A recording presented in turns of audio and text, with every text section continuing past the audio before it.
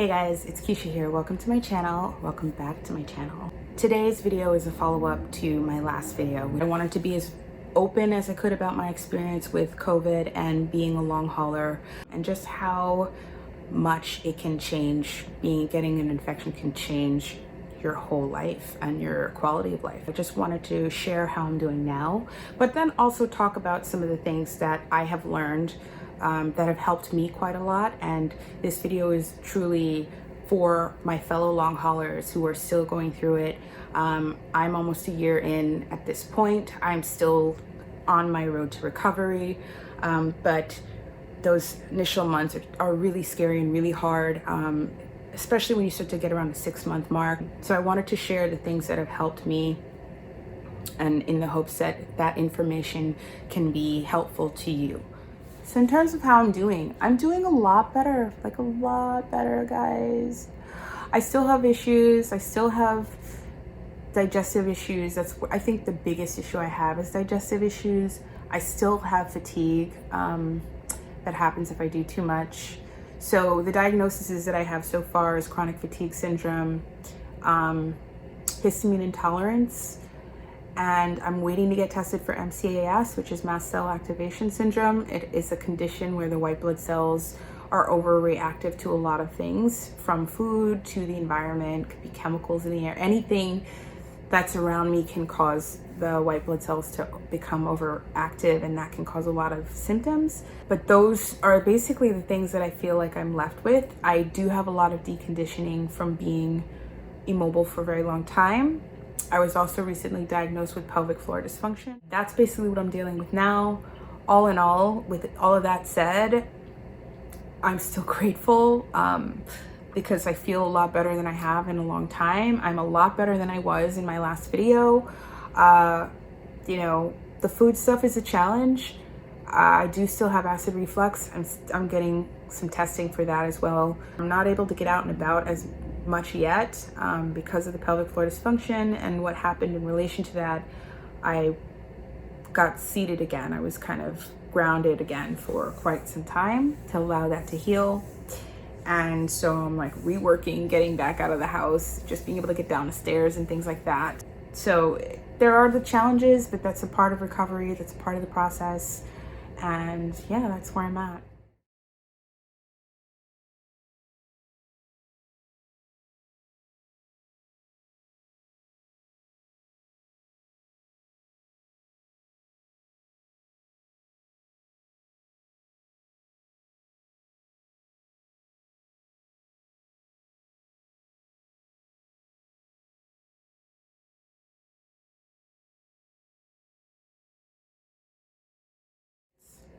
So the first thing I want to talk about today is electrolytes. And this is something that I've seen on repeat in terms of what doctors have suggested to long haul patients.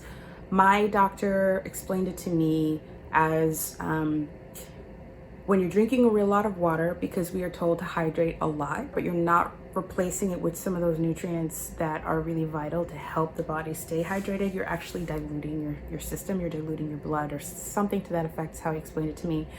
And for some reason with long haulers, we're just more sensitive to that imbalance. So it's really important to get a lot of electrolytes. I drink about 2 liters of water a day, not including like tea that I have, or if I have soup. The electrolyte that worked for me is this one by Body Bio.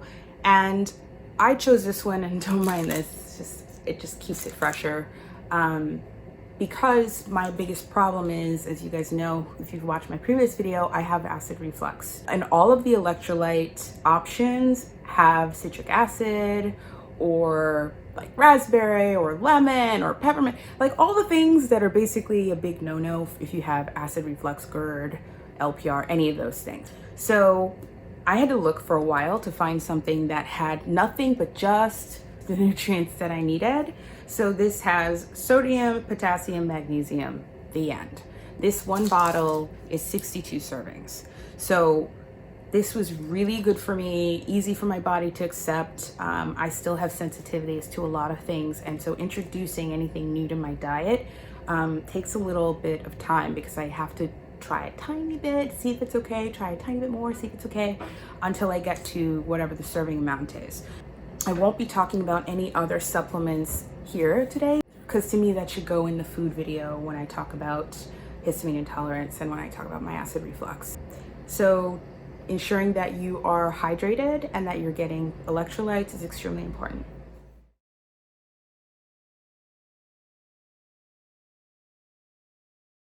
So the next thing I've seen mentioned quite a lot is compression socks.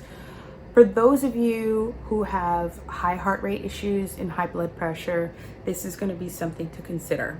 I had high heart rate and high blood pressure at one point, so I was wearing compression socks quite a lot. There's this other doctor that I saw speaking, and she said the best compression is actually at the waist, that she's experienced with her patients who have autonomic disorder or chronic fatigue syndrome or POTS, anything of that nature. These are conditions that many long haulers have developed after the infection. I tried the up to the knee, compression socks up to the knee, and they helped me for a while in the beginning, but then over time it just, like now it doesn't really help me, so I don't wear them anymore. But if the up to the knee compression socks don't seem to help, then it might be helpful to try up to the waist.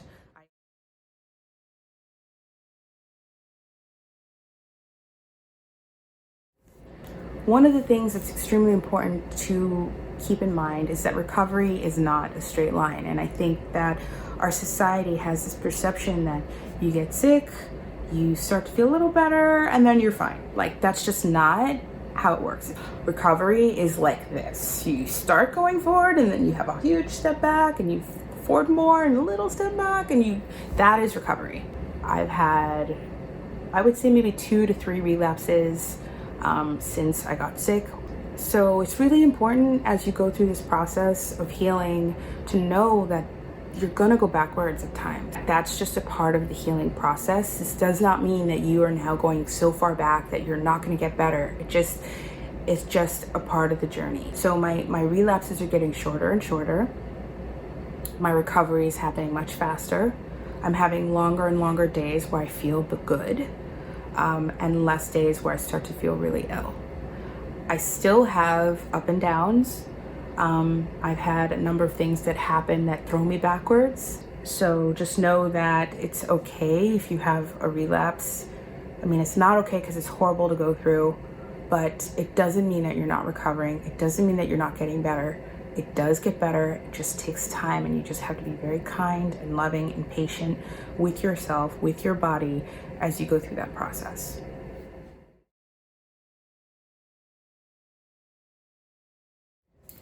Next thing I wanted to talk about is pacing.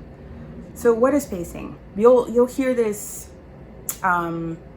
This is something that's referred to a lot for long haulers. I get really fatigued if I do too much, and this is actually, even without the diagnosis of chronic fatigue syndrome, many long haulers have this as an issue, especially after the acute phase of the virus.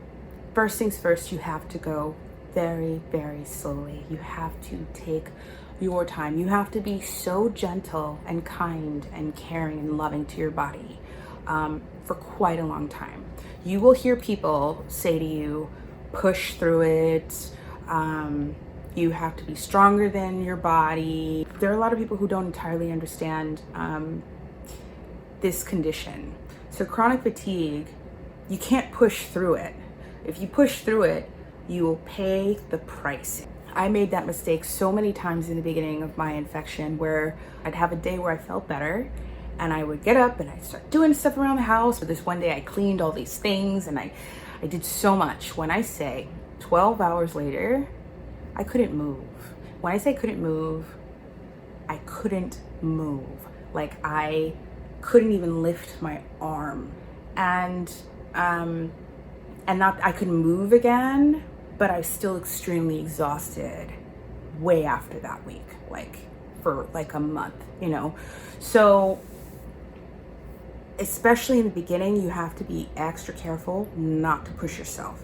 As you get further out and you start feeling better more for longer periods of time, like, don't be fooled by that one day that you feel great.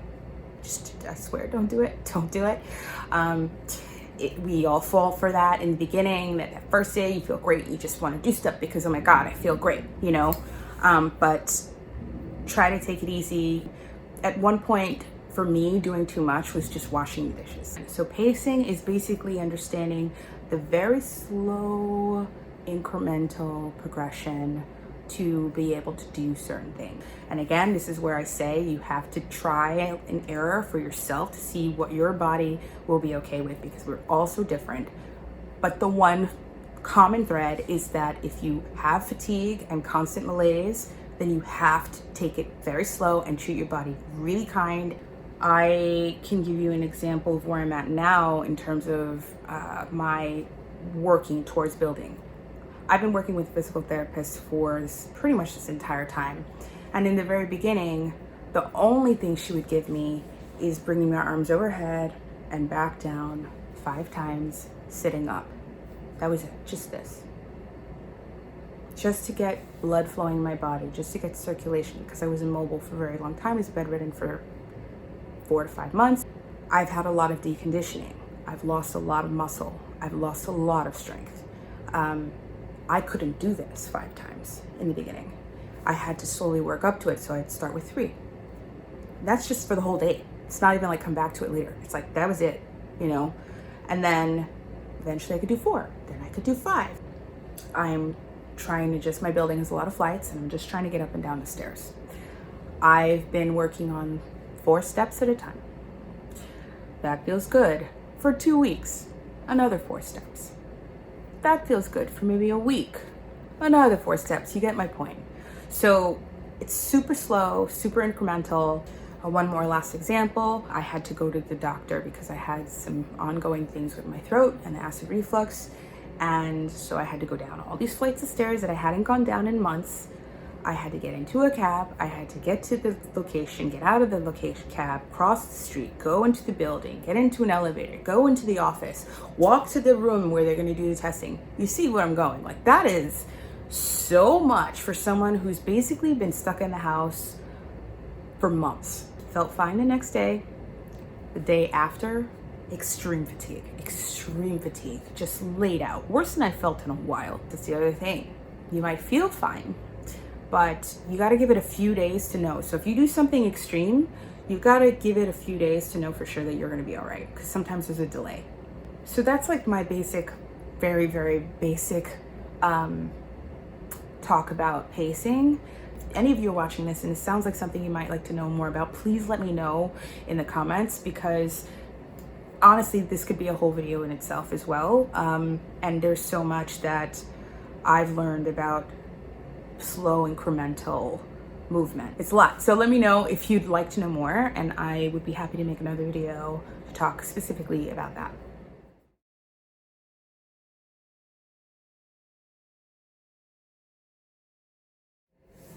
One of the things that was extremely vital for me, especially in the acute part, right after the acute phase of my illness, was breathing techniques. Meditation too, but I start with breathing techniques because I was so scared. I was so terrified. I thought I was gonna die for 3 months. Like, I don't think there's enough words to be able to express how horrible that is. And to this day, it's something I'm still trying to work through. That's trauma. That is very deep trauma that has to be dealt with. The body manifests trauma in many different ways, and we're going to talk about it a lot of this. This is like getting into like the psychological and how the psychological manifests physically in the body. So for me, breathing techniques was really important because my nervous system was shot. I started having ticking in my face, as well as all over my body. But when it moved up to my face is when I was like, oh my God, you know, I started being like, what is happening to me? There was a neurological aspect to the virus for me as well. And I think it was maybe my 3rd visit to the ER where the nurse was like, you've got to calm down. Like, I understand that you're scared and that you're ill, but you've got to calm down. And I was pissed when she said that to me initially, because, you know, not only was I so sick, But the fact that like it felt like they weren't listening. She's also telling me to calm down, you know, like what? You know, but I realized that she was right. I needed to calm down. One of my therapists suggested that I start doing breathing technique of inhale for 4, hold for 7, exhale for 8. So just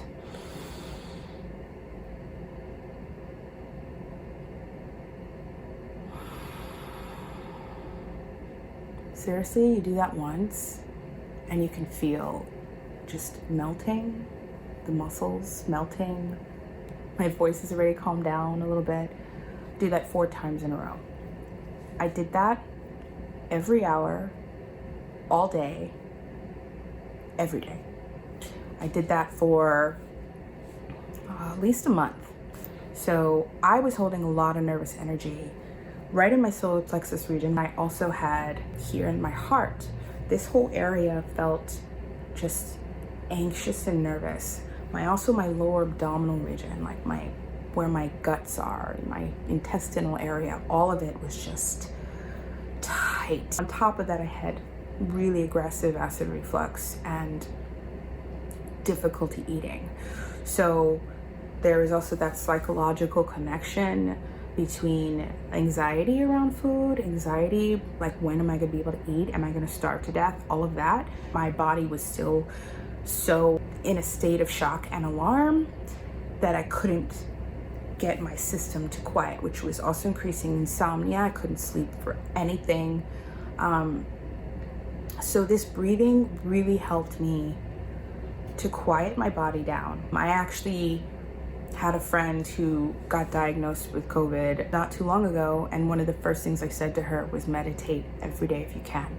Try to stay calm as you possibly can, because the anxiety and the fear increases stress, and stress increases all these negative hormones in the system. They're useful when you need to run from a bear, but they're not useful in this context. That can also exacerbate symptoms, make you worse, and also give the virus more of an opening to find areas of weakness in the system. If you are stressing the system out and taxing it out, that allows the virus more access. And I think that is definitely what happened in my situation. So I tell anyone I know who, if they get infected, to try to stay as calm as you can, which just sounds insane when you're dealing with something so scary, but it really does matter. This conversation leads me directly to the kind of therapy that I ended up doing after I was doing all the breathing techniques. I had reached out to my yoga teacher, who I love and respect, who's been my mentor for many years. And she gave me a 40-day meditation to help heal and balance my heart chakra.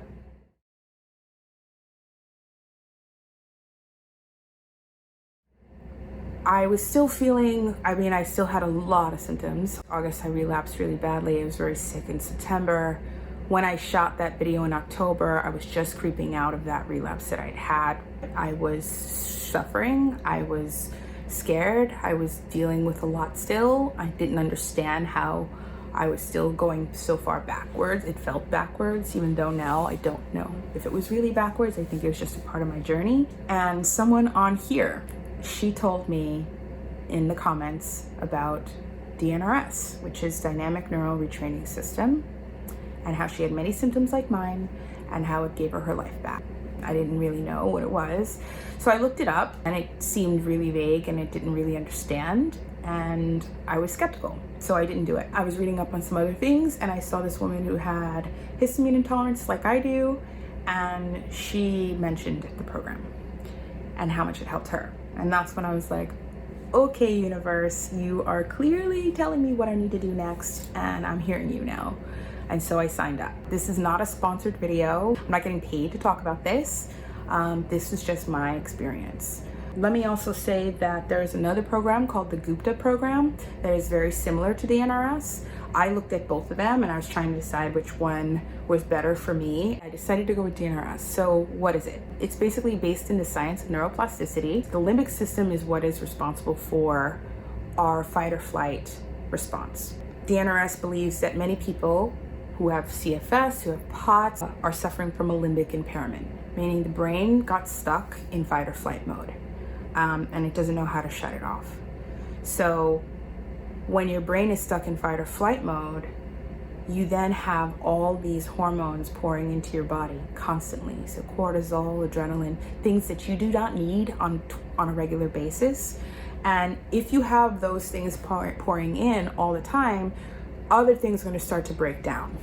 So it starts to affect the quality of your immune system. It starts to affect inflammation. Many long haulers have a high inflammatory result when they do their testing. So C-reactive protein testing and estimated sedimentation rate testing, ESR.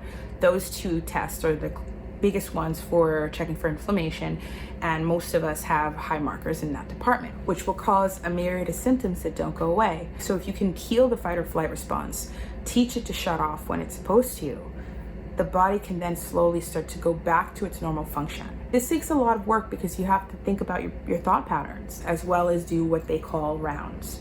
I can't really talk about it more than that because I don't have, license. That's not my property to share that process with you guys. But that is basically what DNRS is. That's basically how it works. Gupta program is the same thing. I really like the way the Gupta program explained it. So if I'm not making enough sense, please go to the Gupta program's website and look at their explanation, like sign up for the free 3 days, because they really break it down. And I was like, oh, that makes so much sense. I began the DNRS program at the end of October, and I started feeling better within the first 2 weeks, a lot better. I even went to go get my flu vaccine, and I was nervous about that because a lot of COVID long haulers have a difficulty with vaccines, with anything, any foreign thing being introduced to the system. I went, I got shot, I walked a full block and a half away because it was close by, did the stairs, all of it, and I was fine. And that was the first time that I was able to do that much and not have fatigue the next day or any kind of a relapse situation. So that has been a huge factor for me in terms of how I've been feeling. And I think that without DNRS, I wouldn't be where I am today. I wouldn't be feeling as good as I do today. Now, both programs are expensive. They both have a free money back thing, but if you don't have that kind of money to put towards that program, the one other thing that I did sign up for as well, that I am a member, is Curable. It's for people dealing with chronic pain, and it's focused in neuroplasticity, as well as meditations, as well as therapy. The Curable app is, I think, $50 for the whole year. So that's a very big difference in terms of cost. I also feel like it's just really good in general for any long hauler who's dealing with a lot of these issues. When they say pain, just think about any of the symptoms that you're dealing with. They have writing exercises. Those have been amazing for me. I've had breakthroughs about things that I just I had no idea that I was holding certain thought patterns or emotions. Then they have an education section where you just learn a lot about the science behind neuroplasticity and get an understanding of how it works. And then they have a section for brain training, that's the exercises that you do, very similar to the rounds that you do in DNRS or the Gupta program. And then the last thing is meditation. So yeah, those have helped me quite a lot.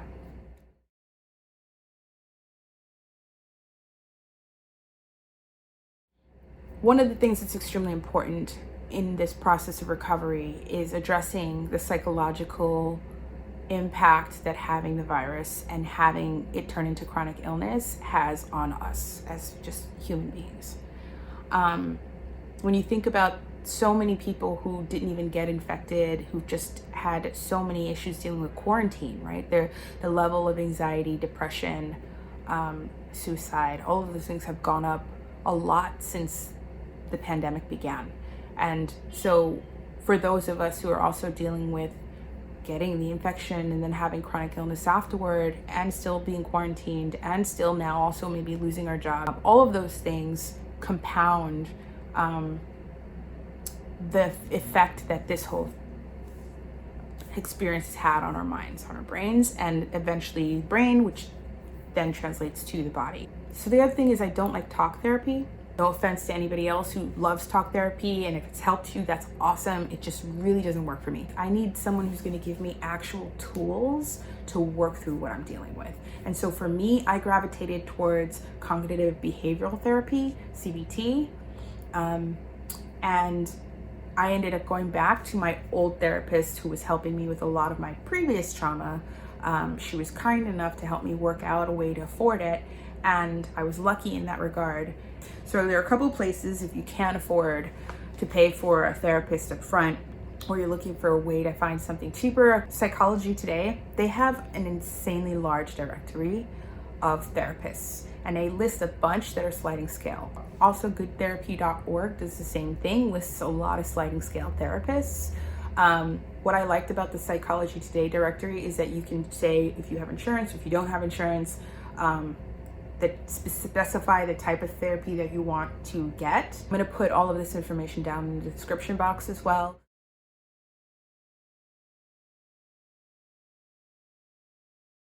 If you're just looking for more information, this one particular doctor that I did do a consultation with, his name is Dr. Noah Greenspan, and he works with the Pulmonary Wellness Foundation. He also opened a long haul COVID clinic in Manhattan, like a physical therapy clinic. I haven't been there yet. Ultimately, I felt like we were doing more pacing stuff. I just didn't feel like it was all that helpful, but the website, the Pulmonary Wellness Foundation website, and his, like, the stuff that he shares is so extensive. He brings in people who specialize in things like POTS and chronic fatigue syndrome, dysautonomia, and they talk extensively about things to be mindful of, things to look out for, so some suggestions. I would highly recommend going to his website, to their website, and I will put all the links in the description box for everything I've talked about today. Again, none of this stuff is sponsored. No one's asking me to talk about any of this. This is all from my own experience, trial and error, and through lots of research. But there's a lot of good stuff there. If you are looking for a support group, the Body Politic COVID Long Hauler support group is amazing. They're also collaborating with other organizations to do long haul research. And if you have money, you can afford it. I will also include a link to donate to Body Politic, and the work that they're doing is amazing, and it's all completely free, and they could use support. So I had one person in my last video ask me if I needed any money. I thought that was super kind, and thank you for offering. So kind of you. I'm getting by as much as I can until I'm ready and able to start working. What I would ask is, if you would like to give something, please donate to Body Politic. If you're looking for a community to talk to others who are also going through what you're going through, that is an excellent support group. So that's pretty much everything that I'm going to be talking about today. And so if you have any questions about any of the things that I've talked about, please let me know in the comments. I just want you guys to know that if it takes me a while to respond, I just need time to be able to be responsive and be sure that I'm taking care of myself at the same time. Let me know if you want to know more about pelvic floor dysfunction. Happy to talk about that in another video. And also if you want to see another one on pacing. My next videos are going to be about histamine intolerance, and another one will be about acid reflux. That's pretty much it. So I'm doing a lot better. I'm really grateful. I praise the universe for that blessing, and I thank you all. I'll see you again next time.